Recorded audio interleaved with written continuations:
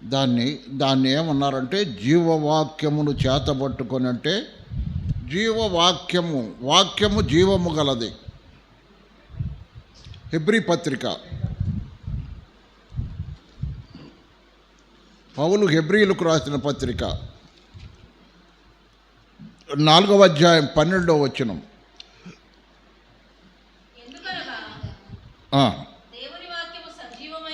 దేవుని వాక్యము సజీవమై బలము గలదై రెండంచులు గల ఎటువంటి ఖడ్గము కంటెను వాడిగా ఉండి ప్రాణాత్మలను కీళ్లను మూల్గను విభజించున్నంత మట్టుకు దూరుచు హృదయం యొక్క తలంపులను ఆలోచనలు శోధించుతున్నది. ఏంటది? దేవుని వాక్యం. దేవుని వాక్యం ఎటువంటిది? సజీవమైనది. సజీవమైనదంటే జీవమైనదంటే జీవము గలదంటే అది మనం ఇందా చదువుకున్నాం, జీవవాక్యము అని ఫిలిప్పీ పత్రికలు. అసలు సజీవం అంటే ఏంటి? యేసుక్రీస్తు ప్రభు సజీవుడు అన్నారు. అంటే యేసు ప్రభు సజీవుడు అంటే జీవించి ఉన్నాడు అనేది ఒక అర్థం వస్తుంది. సజీవుడు అంటే నిజముగా జీవించువాడని. దాంట్లో మనం కొద్దిగా జాగ్రత్తగా పట్టుకోవాలి. ఇప్పుడు చూడండి ఒక మాట, తిమోతి పత్రికలు చూడు. తిమోతి పత్రిక 3వ అధ్యాయం 16వ వచనం. 3:16.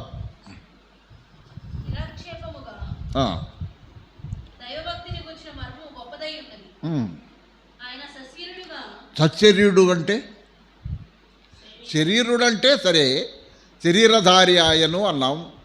సశరీరుడు అంటే ఒక అమ్మాయి పేరు, మా బంధువుల అమ్మాయి, ఆ అమ్మాయి పేరు ఏంటంటే సుకీర్తన. ఏ కీర్తన? సుకీర్తన. కీర్తన ఉంది, సుకీర్తన అంటే మంచి కీర్తన. అది సజీవుడు, సశరీరుడు. సజీవుడు అంటే జీవము గలవాళ్ళే మనందరం. సజీవం అంటే సజీవుడు ఎల్లప్పుడూ ఉండేవాడు, సశరీరుడు ఎల్లప్పుడూ ఉండేవాడు. మనము సశరీరులమే. మనం కూడా దీనికి ఈ శరీరానికి యేసుక్రీస్తు ప్రభువునందు విశ్వాసం ఇచ్చిన తర్వాత, ఆత్మరక్షణ పాపక్షమాపణ పొందిన తర్వాత మనకు మరణం లేదు. శరీర సంబంధమైన మరణం సరే, దాన్ని అది కాదు. ఆత్మ సంబంధమైన మరణం మనకే లేదు. కనుక మనము ఆయన వలె సశరీరులము.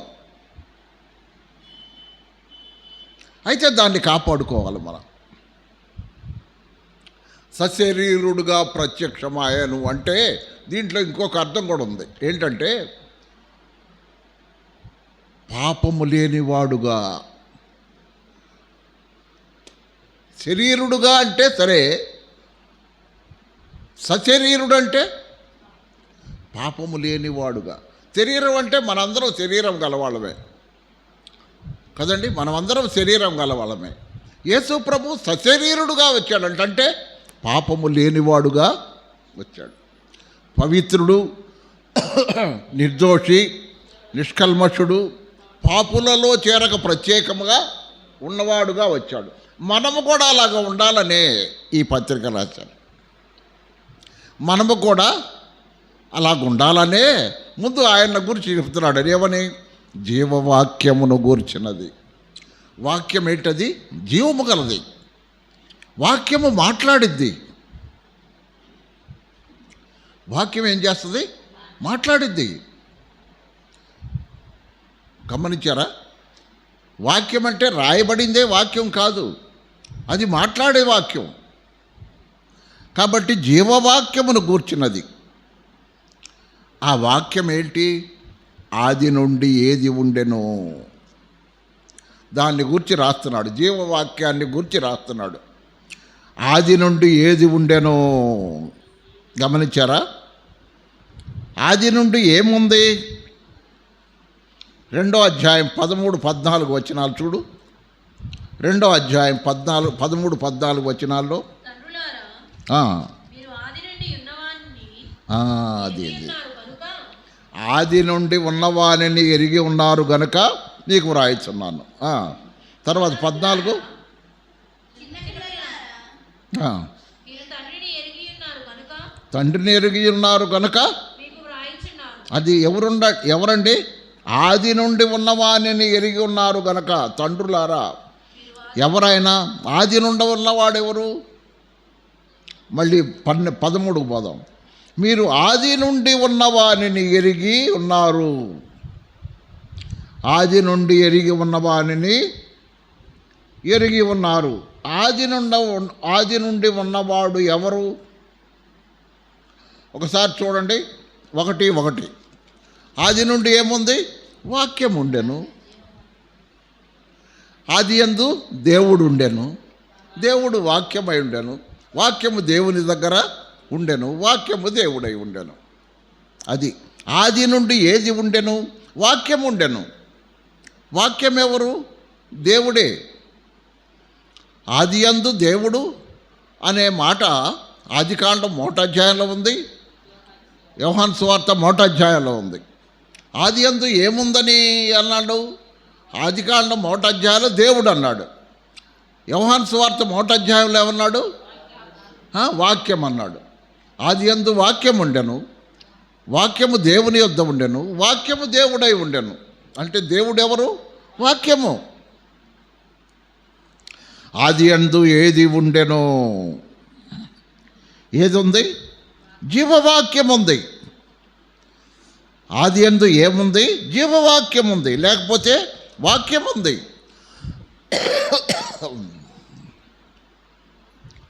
ఏది ఉండెనో మేము ఏది వింటిమో. ఏం విన్నారంట వీళ్ళు? ఏమా ఏం విన్నారంట? అపోస్తుల కార్యములు 4:20 చూడు.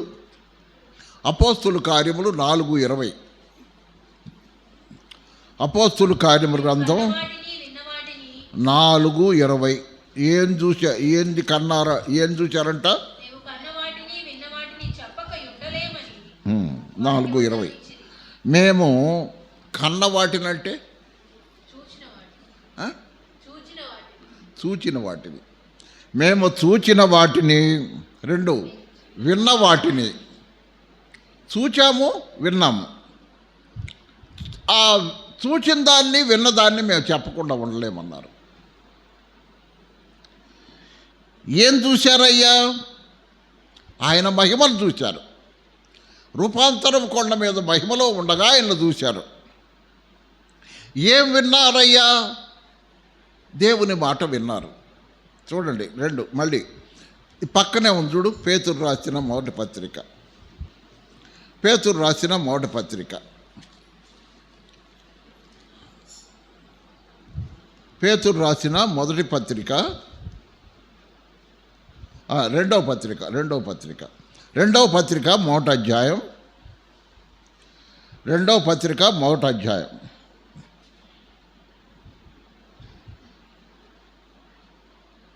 17వ వచనం.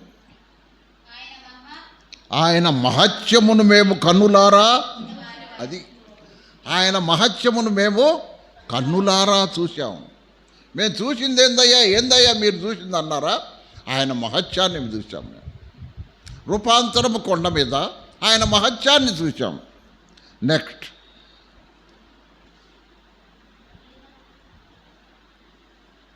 16, 18 కింద అక్కడే పేతురు రాసిన మేము ఆ పరిశుద్ధ పర్వతము మీద ఆ పరిశుద్ధ పర్వతం మీద ఆయనతో కూడా ఉండిన వారమై ఆయనతో కూడా ఉండిన వారమై ఆ శబ్దము ఆకాశం ఆకాశములాగా వింటిమి. వింటిమి, చూశాము, విన్నాము.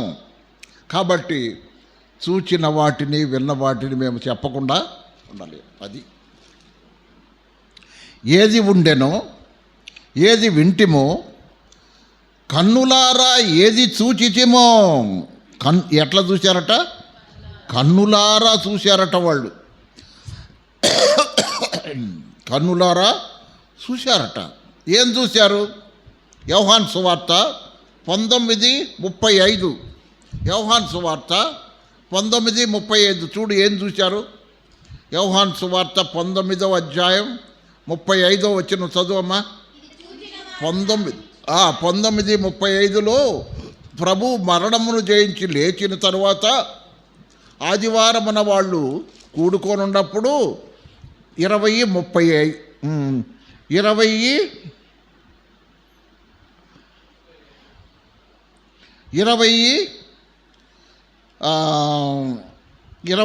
చదవండి.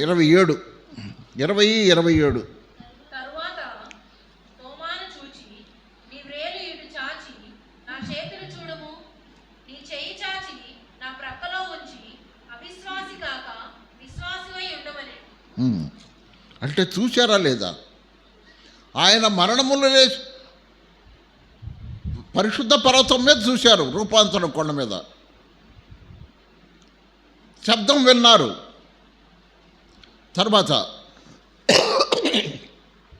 ఆయన చనిపోయి సమాధి చేయబడి మరణమును జయించి తిరిగి లేచిన తర్వాత కూడా వాళ్ళు మళ్ళా చూశారు. అది కూడా చూశారు. ఎట్లా? ఆయన వచ్చి మధ్య నిలబడితే తోమాను చూచి నీ వేలు చాచి ఇటు చాచి నా చేతులు చూడుము, నా చేతులు చూడుము.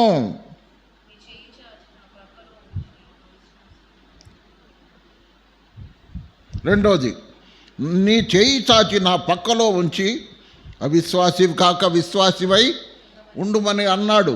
అంత మాత్రమే కాదు, 20వ వచనములో ఆయన అలాగు చెప్పి వారికి తన చేతులను పక్కను చూపగా శిష్యులు ప్రభువును చూచి సంతోషించిరి. ఏం చేశారంటమ్మా? చూచారు. యేసు ప్రభువును చూచారు. చనిపోయి లేచిన తర్వాత చూచారు. కాబట్టి ఇప్పుడు ఏమంటున్నారు? మేము చూచిన వాటిని విన్న వాటిని చెప్పకుండా ఊరుకోమంటున్నారు. ఏది వింటిమో కన్నులారా ఏది సూచితమో 1 యోహాను పత్రిక 1వ అధ్యాయం 1వ వచనం, ఏది నిదానించి కనుగొంటిమో. యోహాను సువార్త 1వ అధ్యాయం 1వ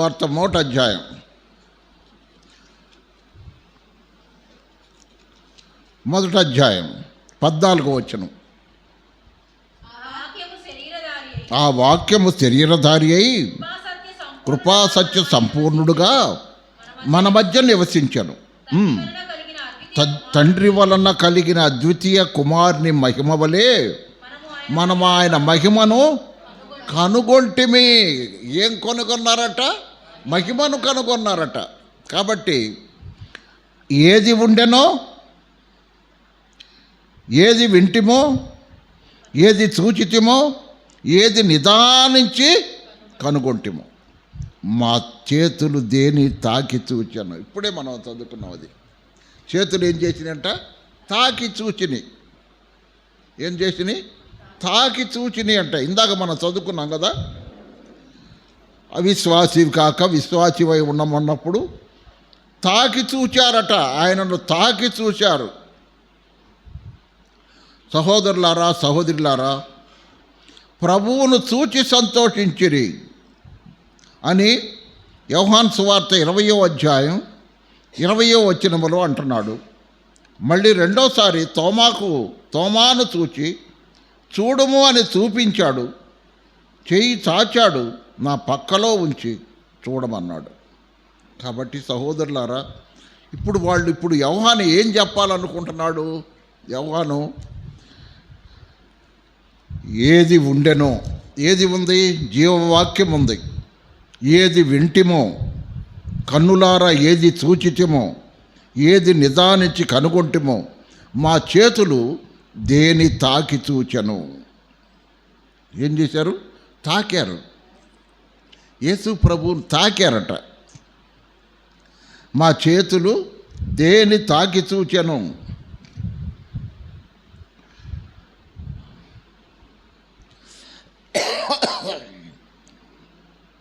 లూకా సువార్త 24:39 చదవమ్మా. లూకా సువార్త 24:39 చదువు. అక్కడ ఏముందో మనకు చూద్దాం. 24:39 చదువు. 24:39. పాదములను చూడుడి. నేనే ఆయన ననుటకు నా చేతులను నా పాదములను చూడుడి, నన్ను పట్టి చూడండి. ఏమన్నాడు? అమ్మా నన్ను పట్టుకొని చూడండి అన్నాడు.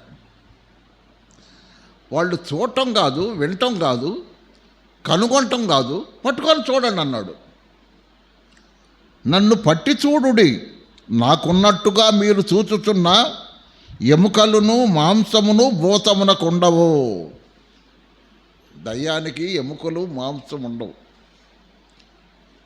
మహిమ దేహానికి ఉంటాయి. ఇదేనుకుంటాయి, మహిమ దేహానికి ఎముకలుంటాయి, మాంసం ఉంటుంది. ఎందుకంటే ఆ వాటి కోసమే వచ్చి ఆత్మ దీంట్లో చేరేది. సమాధిలో ఏముండయి? ఎముకలుండయి. సమాధిలో ఏముంది? మట్టిలో కలిసిపోయిన మాంసం ఉంది. వాటి కోసం వస్తుంది ఆత్మ. ఎందుకంటే అవి లేకుండా శరీరం అమరదు. అవి లేకుండా శరీరము అమరదు కనుక వాటి కోసం అక్కడి నుంచి ఆత్మను వెంటబెట్టుకొని వస్తే ఆ ఆత్మలు వచ్చి సమాధిలో చేరి లోపల ఉన్న ఎముకలను, లోపల మట్టిలో కలిసిపోయిన కండరాల మాంసమును కలుపుకొని మహిమ శరీరముగా మార్చబడింది. అది తన చేతులను పాదములను చూచెను. గమనించారా?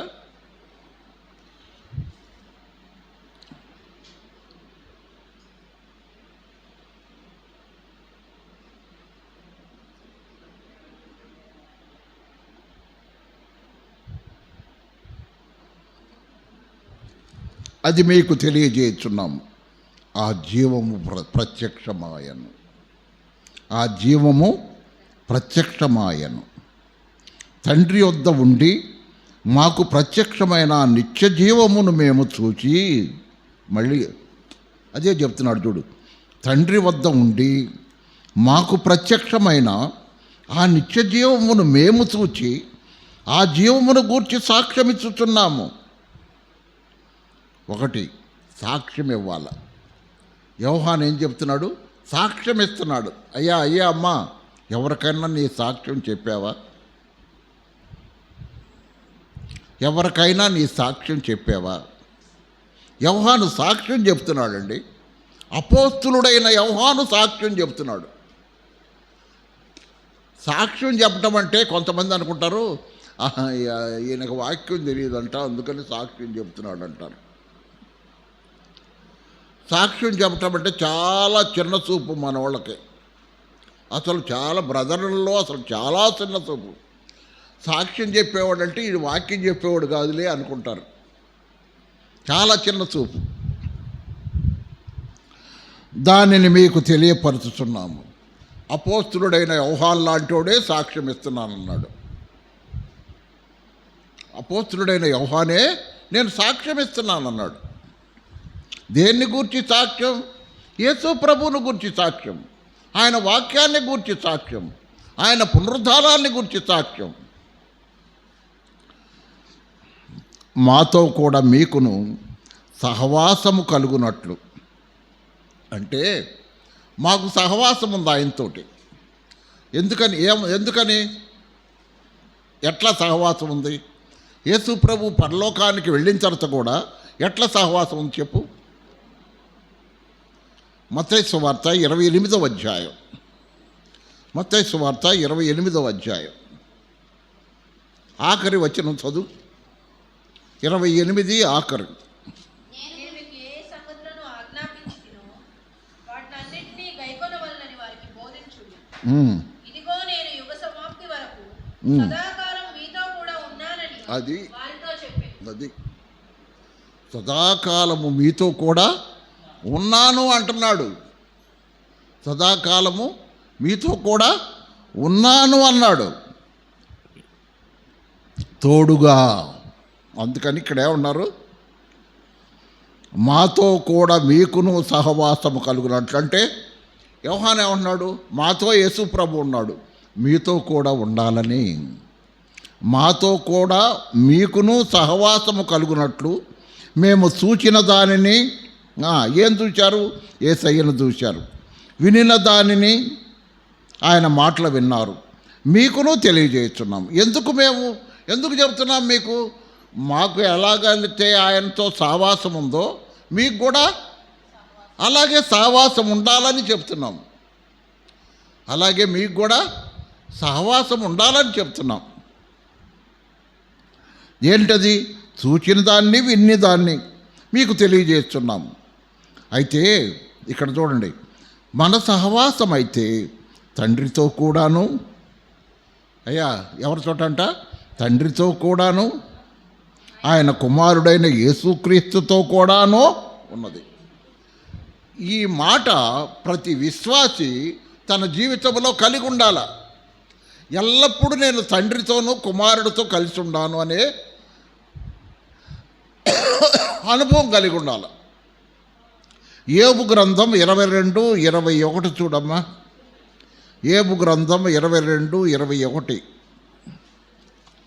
ఆయనతో సహవాసము చేసిన ఎడల నీకు సమాధానము కలుగును. అది 22:21. ఏ దేవునితో నీ సహవాసము కనుక ఎల్లప్పుడూ ఉంటే నీకు సమాధానమే. నీకు దేవునితో సమాధానం ఉన్నప్పుడు నాకు బాగాలేదు, నాకు సమాధానం లేదు, నాకు అది లేదు, ఇది లేదు అని నువ్వు అన్నావు. ఎందుకని? నీకు ఆయనతో సహవాసం ఉంది కదా.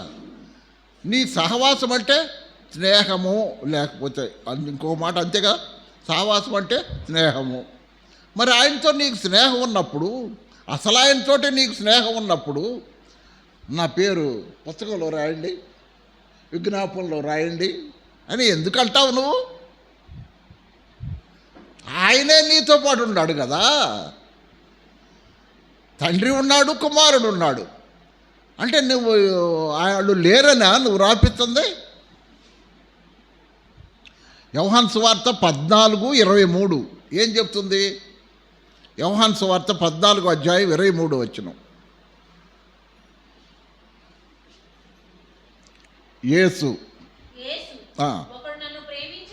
ఒకడు నన్ను ప్రేమించిన ఎడల నా మాట గైకొంటాడు. అప్పుడు నా తండ్రి వానిని ప్రేమించునా.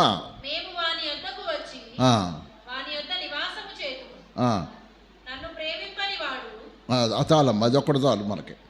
ఒకడు మళ్ళీ అది 23, ఒకడు నన్ను ప్రేమించిన ఎడల, అది యేసయ్య చెప్పినట్టు కనుక నువ్వు వింటే ఇక నువ్వు ఏ పుస్తకాలను రాయాల్సిన అవసరం లేదు. యేసయ్య చెప్పినట్టు కనుక నువ్వు వింటే నువ్వు ఏ విజ్ఞాపన పుస్తకంలో రాయాల్సిన పని లేదు, ఎవరిని ప్రార్థన చేయమని అడగాల్సిన పని లేదు, ఏమి లేదు. చదువు అక్కడ. అప్పుడు అయితే ఏంటి? నువ్వు ఆయన చెప్పినట్టు నడవట్లేదా? నా కోసం ప్రార్థన చేయండి అని ఎందుకు అంటున్నావు? నువ్వు ఆయనతో సహవాసం లేదా నీకు?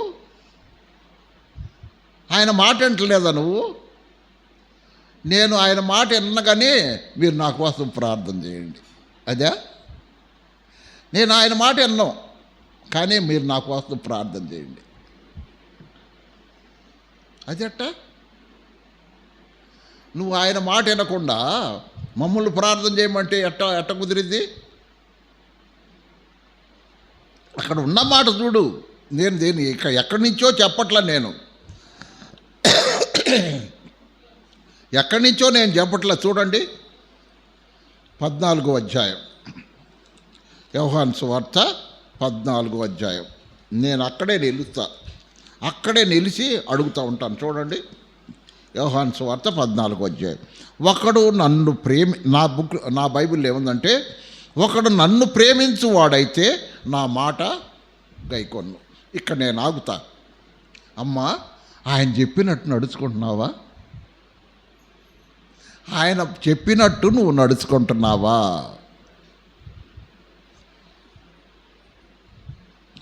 ఆయన చెప్పినట్టు నడుచుకుంటే ఆయన నీతో ఉంటాడు కదా. ఆయన చెప్పినట్టు నడుచుకోకపోతే నీతో ఉండడు. ఒకడు నన్ను ప్రేమించువాడైతే నా మాట గైకొనును, అప్పుడు నా తండ్రి వానిని ప్రేమిస్తాడు. ఇప్పుడు యేసయ్య మాట కనుక మనం గైకొంటే, ఆయన చెప్పినట్టు మనం నడుచుకుంటే, అప్పుడు నా తండ్రి వాడిని ప్రేమిస్తాడు. యేసయ్య చెప్పినట్టు నడుచుకుంటే తండ్రి కూడా ప్రేమిస్తాడు. తండ్రి ప్రేమిస్తాడు. మేము వాని యొద్దకు వచ్చి వాని యొద్ద నివాసము చేతుము అంటే, నువ్వు ఎవరి మాట వినాలా? యేసయ్య మాట వినాలా? అమ్మా వింటున్నారా? నువ్వు యేసయ్య మాట వింటే తండ్రి ప్రేమిస్తాడు నిన్ను. యేసయ్య మాట నువ్వు ఎప్పుడైతే విన్నావో అప్పుడు తండ్రి నిన్ను ప్రేమిస్తాడు. తండ్రి ప్రేమించి ఏం చేస్తారు? నానా నా మాట విన్నాడు, నువ్వు కూడా అని ఇద్దరు కలిసి వచ్చి వాడి దగ్గర మేము వాని యొద్దకు వచ్చి వాని యొద్ద నివాసము చేస్తాం. ఏమండి, మాది పూరిల్లు కదండి, మా దగ్గరకు వస్తాడా యేసయ్య? తండ్రి కుమారుడు మా దగ్గరికి వస్తారు. నా మాట పట్టుకోండి. మీరు నా మాట పట్టుకోకుండా మీరు ఎంత సొద చెప్తున్నట్టుగా ఉంటుందిగా, అట్ట కాదు. నా మాట పట్టుకోండి. నువ్వు యేసయ్య మాట ప్రకారం నడుచుకుంటున్నావా?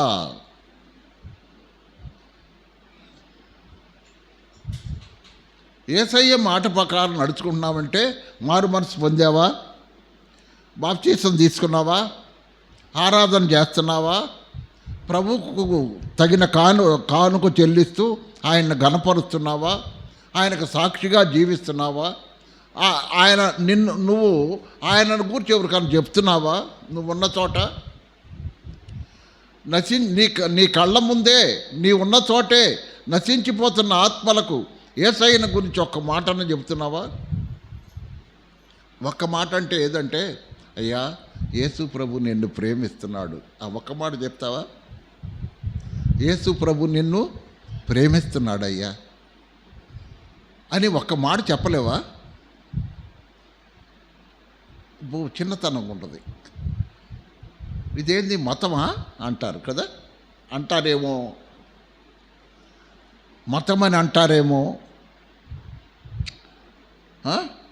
నేను కులం మారవలసి వస్తుంది అని అంటారేమో, అందుకని చెప్పకుండా ఉంటావు. నువ్వు చెప్పేదో చెప్పు. మతం మారటమో కులం మారటమో తర్వాత సంగతి. వాడు మారతాడో మారడో ఆయన చూసుకుంటాడు. నువ్వు చెప్పాల్సిన పని ఏంటి? యేసయ్య నిన్ను ప్రేమిస్తున్నాడు, యేసు ప్రభు నిన్ను ప్రేమిస్తున్నాడు అని ప్రతి మనిషికి చెప్పు. నీ దగ్గరకు వచ్చిన మనిషి కల్లా చెప్పు. నా దగ్గరకు వచ్చిన మనిషి కల్లా నేను చెప్తాను.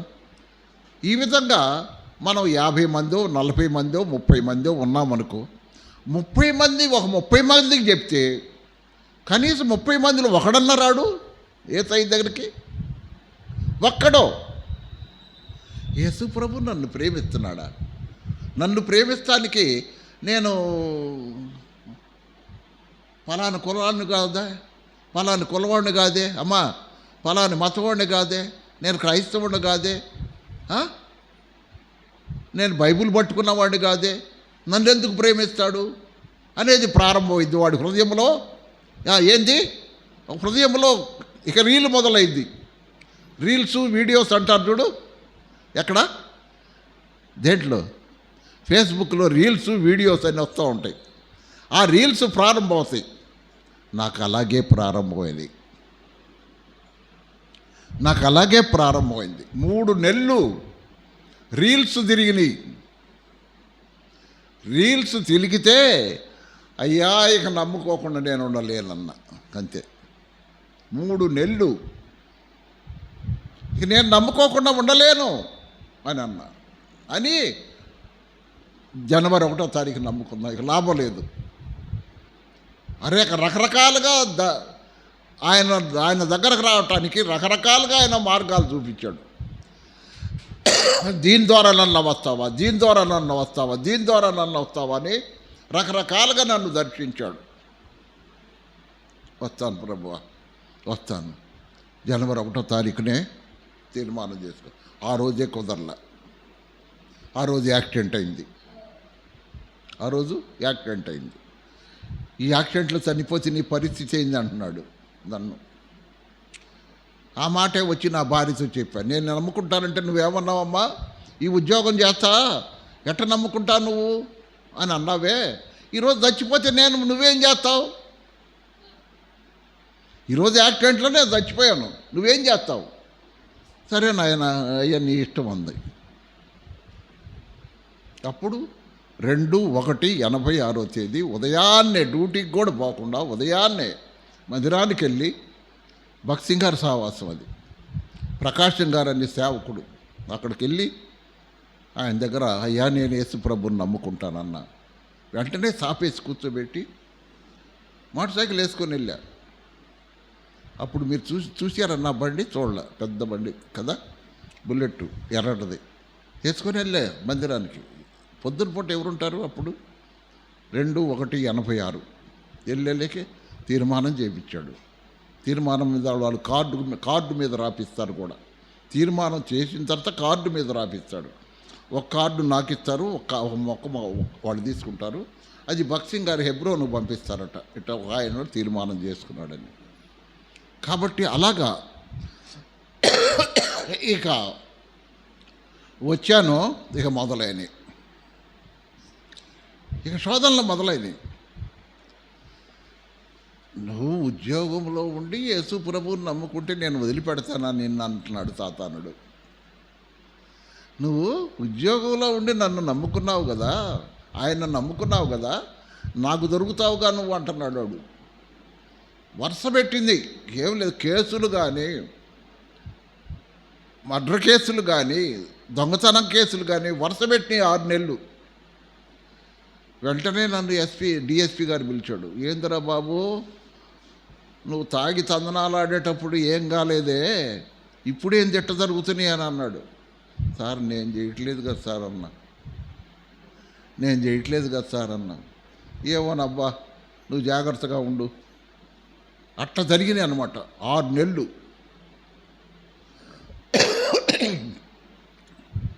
6 నెలలు అట్లా జరిగినాయి. జరిగేలేక ఆ దెబ్బ తట్టుకోలేక, ప్రభువా నేను ఈ ఉద్యోగం చేయలేను, నా వల్ల కాదు, నువ్వేం చేస్తావో నాకు తెలియదు, నేను ఈ ఉద్యోగం చేయలేను అని ప్రార్థన చేయటం మొదలుపెట్టిక. ఎందుకు ఆ టెన్షన్ తట్టుకోలేకపోయాను. సహోదరులారా, 6వ నెల 6 నెలలు అయింది అప్పుడు ప్రభువుని నమ్ముకొని. 6వ నెలకు వచ్చేసరికి 3 మర్డర్ కేసులు పడ్డాయి, 3 పెద్ద పెద్ద దొంగతనాల కేసులు పడ్డాయి. ఎప్పుడు జరగల దర్శి ప్రాంతంలో, అప్పుడు అటు జరుగుతున్నాయి. లాభం లేదు, నా వల్ల కాదనుకొని టెన్షన్ తట్టుకోలేకపోయా. 105 గ్రామాలు, 1 కాదు 2 కాదు, 105 గ్రామాలు మొత్తం, 3 మండలాలు కలిపి ఒకే పోలీస్ స్టేషను అప్పట్లో. ఇప్పుడు అవి 3 పోలీస్ స్టేషన్లు చేశారు. ఆ టెన్షన్లో నేను తట్టుకోలేక, నా వల్ల కదా నేను ఈ ఉద్యోగం చేయలేనని ప్రార్థన చేయటం మొదలుపెట్టా. యూనిఫామ్ వేసుకోవటం, మంచం దగ్గర మోకాళ్ళుని ప్రార్థన చేయటం. అప్పుడు ప్రభు నాకు ఒక ఆయన వచ్చి చెప్పాడు, అయ్యగారు అయిపోయింది. నేను ఉద్యోగం నుంచి వస్తున్న సమయంలో వెంకటయ్య అనే ఒక మోటోడు రాజంపల్లి దగ్గర కొత్తపల్లె, ఆనోక్ మాస్టర్ వాళ్ళ సావాసం, ఆయన వచ్చాడు నా ఇంటికి. అంతకుముందు ఒకసారి స్టేషన్కు తీసుకొచ్చారు వాళ్ళని, అప్పుడు అతను వచ్చాడు. వచ్చి అయ్యగారు మీరు దేవుని సేవ చేయాలండి అన్నాడు. వెంకటయ్య, దేవుని సేవ నేను చేయాలంటే ఆయన చేపించుకుంటాడు, చేస్తాను, నాకే ఇష్టమే, దేవుని సేవ చేయాలనే నేను ఉంది, నాకు దేవుని సేవ చేస్తాను, దేవుని చిత్తమైతే అలాగే చేస్తాను అన్నా. అప్పుడు ప్రార్థన చేసి వెళ్ళిపోయాడు. ఇప్పుడు అతను ఉన్నాడో లేడో తెలియదు. మోటోడు చెప్పాడమ్మా నాకు. కాబట్టి సహోదరులారా, మనము కన్నవాటిని దేవుడు మనకు తోడై ఉంటే మనం ఏం చేయాలా? చూచిన దానిని, నమ్మిన దానిని, కనుగొన్న దానిని నీ జీవితాల్లో దేవుడు ఏం చేయలేదా? నాకు ఒక్క మాట చెప్పు. నీ జీవితంలో దేవుడు ఏ ఒక్కటి కూడా చేయలేదా? మరి ఎందుకు చెప్పవు జనానికి? నా జీవితంలో దేవుడు చేశాడని ఎందుకు చెప్పవు నువ్వు? ఆయన ఏమన్నాడు? మీకు ఆయనతో సహవాసం కావాలంటే మీరు సాక్ష్యం చెప్పాలన్నాడు. ఆయనతో మీకు సహవాసం కావాలంటే మీరేం చేయాలా? సాక్ష్యం చెప్పాలా. సాక్ష్యం ఇచ్చుచు దానిని మీకు తెలియపరుచుతున్నాము. మాతో కూడా మీకును సహవాసము కలుగునట్లు. సహవాసం అంటే ఆయనతో పాటు ఉంటాం. మేము చూచిన దాన్ని వినిన దాన్ని మీకు తెలియజేస్తున్నాం. మన సహవాసం అయితే తండ్రితో కూడాను ఆయన కుమారుడైన యేసుక్రీస్తుతో కూడాను ఉన్నది. అయ్యా అమ్మ, ఈ రాత్రి వేళ ఈ మాట గమనించు. నీ సహవాసం ఎవరితో? తండ్రి కుమారుడితో సహవాసం ఉందా నీకు?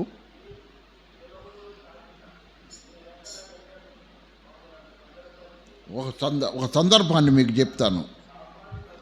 2 మాటలు చెప్పి చాలా టైం అయింది, ఎందుకంటే మనం లేటుగా ప్రారంభించుకున్నాం కదా. ఏమన్నాడు తెలుసా?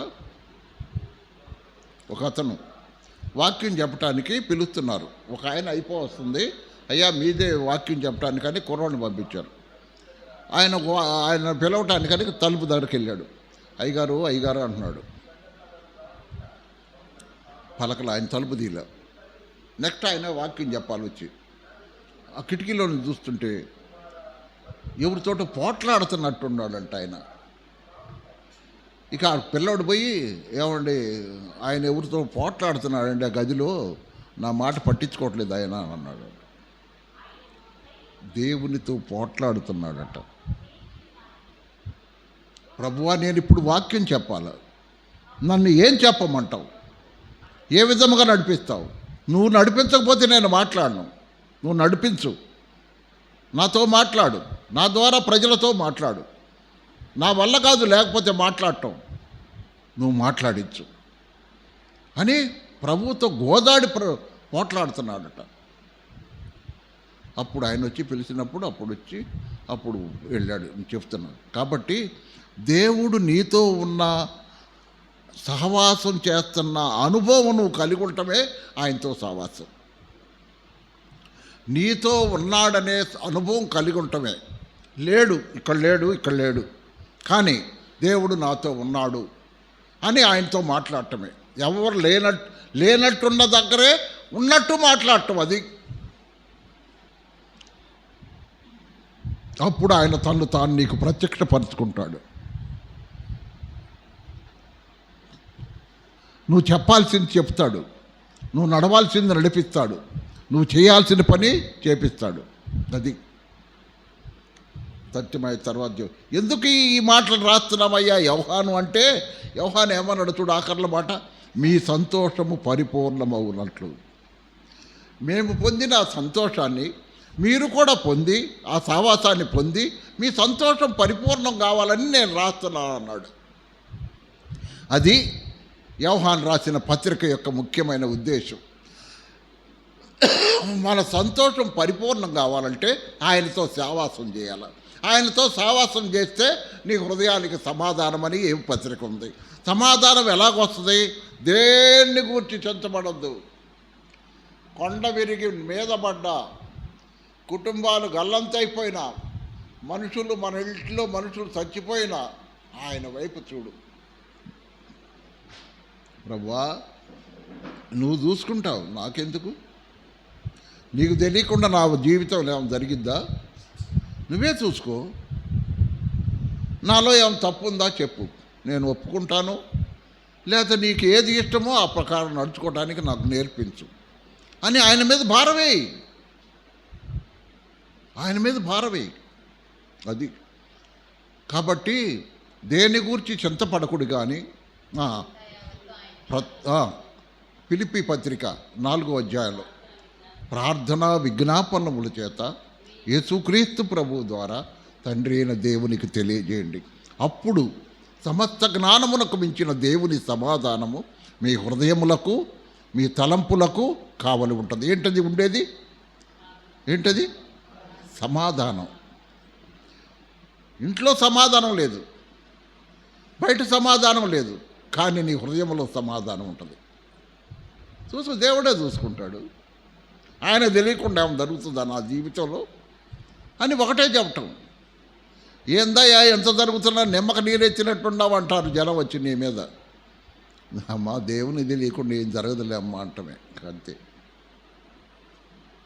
దేవుని తెలియకుండా ఏం జరగదులే అమ్మా అంటవేమన్నా. అది సహోదరులారా సహోదరులారా, అది ఆయనతో సావాసం చేయటం. ఆయన నీతో ఉన్నాడు, నీలో ఉన్నాడు, ఎల్లప్పుడూ ఉంటాడు. మనము మహిమలోకి చేరే వరకు మనతో ఉంటాడు, మనలో ఉంటాడు, మనల్ని నడిపిస్తూ ఉంటాడు. అదే అనుభవం కలిగి ఉండటానికే ఈ పత్రిక రాశారు. ముందుకు సాగుదాం తర్వాత.